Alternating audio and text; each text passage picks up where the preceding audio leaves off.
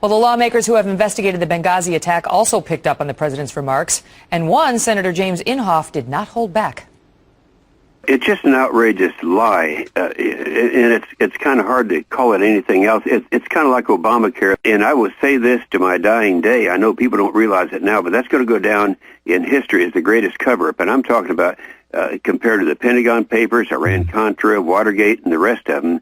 This was a cover-up in order for people right before the election to think that there was no longer a problem with terrorism in the Middle East. Joining me now, South Carolina Republican and member of the House Oversight Committee, Trey Gowdy, who has sat in on multiple hearings on Benghazi and the IRS scandal, another issue that came up last night, and we'll get to that in a minute.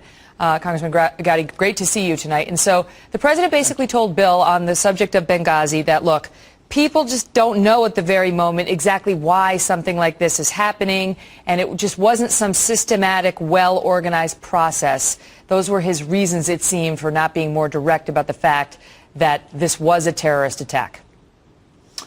Well, then he needs to read the emails from the State Department, because on September the 12th, less than 12 hours after the siege ended, his own State Department, in an email to the Libyan ambassador, said, "We know who did it. It was Ansar al-Sharia." Nothing about a video, nothing about a protest. So his own State Department knew within 6 hours of the siege ending that this was a terrorist attack. So I would encourage him to spend more time with the Secretary Clinton. And by the way, Cheryl Mills was copied on that email, and so was Patrick Kennedy. Well, he also said it was, there may have been some bad guys, but it was also people taking advantage of the moment and so on and so forth.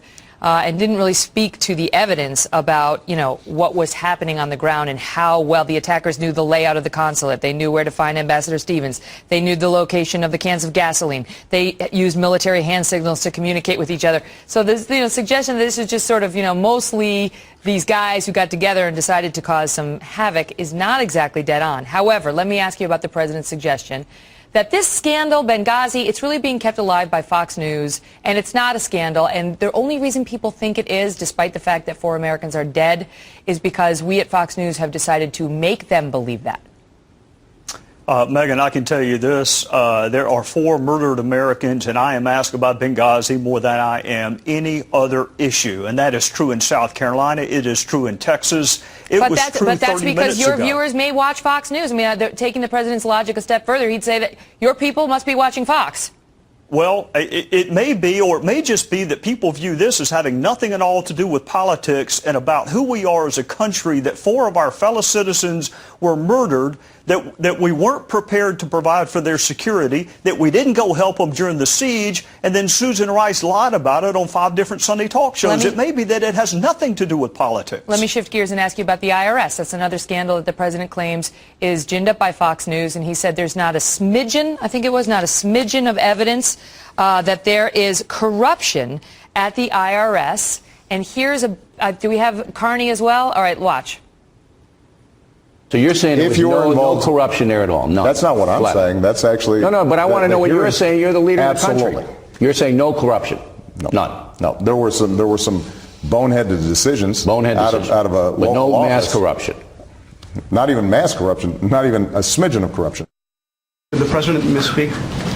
No, he didn't. I think I have about 20 different news organizations that cite the variety of ways that that was established, including by the independent IG who testified in May, and as his report said, that he found no evidence that anyone outside of the IRS had any involvement. Isn't there an active Justice Department investigation into this matter? I would refer you to the Justice. There's an active Justice Department investigation. Doesn't the president prejudge that investigation? Obviously, we do not interfere with Justice Department investigations.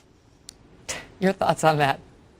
Well, my thoughts are that 2 days ago, we got a letter from the Department of Justice, from James Cole to Jimmy Jordan, a congressman from Ohio, saying he can't send a prosecutor to update us on the IRS scandal because it is, quote, under investigation. It's an ongoing investigation. In fact, Megan, in a one-page letter, 7 different times the Department of Justice said this is an ongoing investigation.